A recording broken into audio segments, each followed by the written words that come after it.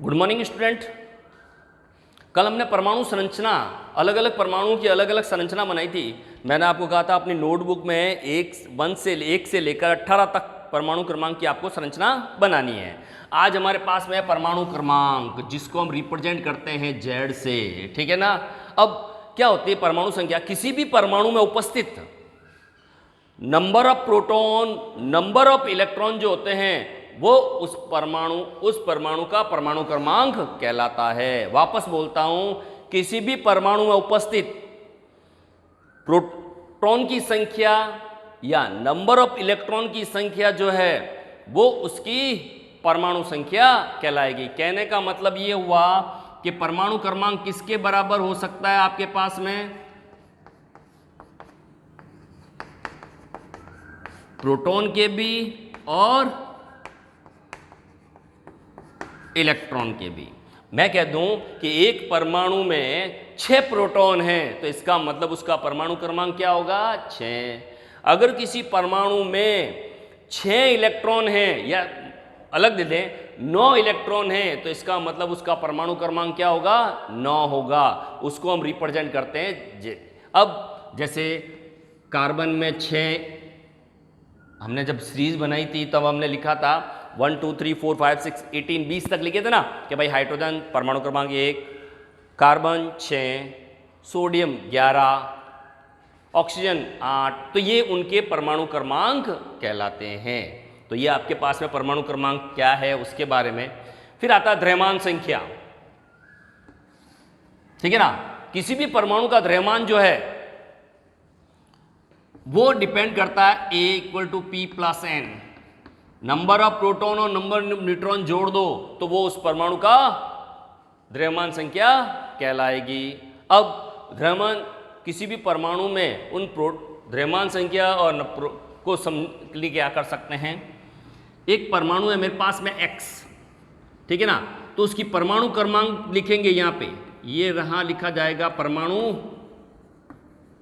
क्रमांक और यहां लिखी जाएगी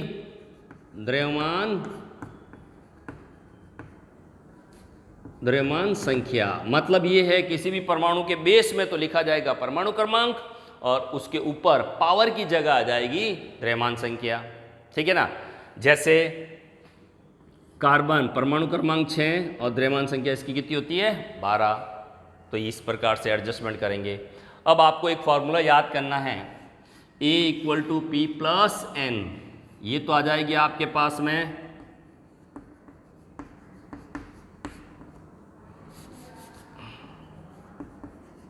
द्रव्यमान संख्या, ठीक है ना।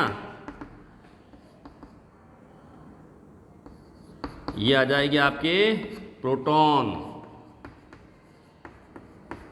न्यूट्रॉन। इन तीन में से 2 वैल्यू आपके क्वेश्चन में दी होगी, आपको तीसरी वैल्यू आपको ज्ञात करनी होगी। अब मैं ये कह दूं कि एक परमाणु है जिसका द्रव्यमान संख्या, यानी मैं A दे रहा हूं आपको 23, ठीक है ना। उसका प्रोटॉन, नंबर ऑफ प्रोटॉन उसके हैं 11। नंबर ऑफ प्रोटॉन कह दो, नंबर ऑफ इलेक्ट्रॉन कह दो, एक ही बात है। आपको उसकी न्यूट्रॉन की संख्या ज्ञात करनी है।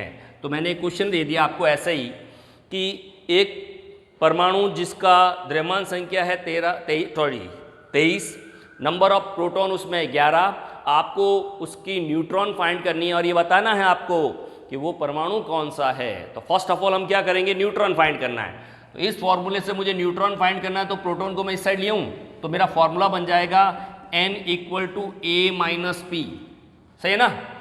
इस न्यूट्रॉन को मैं इधर लेके इस प्रोटॉन को मैं इस साइड लेके आ रहा हूं तो उसकी साइन चेंज हो गया। तो मेरा फॉर्मूला हो गया N = A - P, number of neutron = द्रव्यमान संख्या माइनस प्रोटॉन संख्या। तो अब देखना, न्यूट्रॉन फाइंड करना है तो इसका A का मान कितना दिया? 23। P का मान आपके पास में कितना है? 11। तो मेरे पास में नंबर ऑफ न्यूट्रॉन कितने हो जाएंगे? 12, ठीक है ना। फिर मैंने क्या कहा आपको कि भाई इस एलिमेंट का नाम क्या होगा? तो नंबर ऑफ प्रोटॉन कितने हैं? 11। Number of proton, number of electron क्या कहलाती है? परमाणु क्रमांक। तो 11 नंबर पे कौन आता है? तो 11 नंबर पे आता है Na, सोडियम। कौन आएगा? सोडियम। अब मान लो आपके पास में ये दे दिया आपको इसमें न्यूट्रॉन फाइंड करना है, तो नंबर ऑफ प्रोटॉन कितने हैं 6, द्रव्यमान संख्या कितनी है 12, इसमें से ये घटा दो कितनी आ जाएगी 6। तो इस तरह से आप इनको सॉल्व करोगे। तो मैंने आज आपको क्या कराया, परमाणु संख्या किसे कहते हैं और उसको किस प्रकार से एडजस्टमेंट करते हैं। फिर द्रव्यमान संख्या क्या होती है, किसी भी परमाणु में उपस्थित प्रोटॉन और न्यूट्रॉन का योग जो है वो उसकी द्रव्यमान संख्या कहलाती है। और याद रखना ये सदैव कहाँ स्थित होगी, परमाणु के नाभिक में। किसमें, परमाणु के नाभिक में। कल हम इसी और इससे रिलेटेड ही आगे 2 टॉपिक पढ़ेंगे, समस्थानिक और समभारिक। Thank you.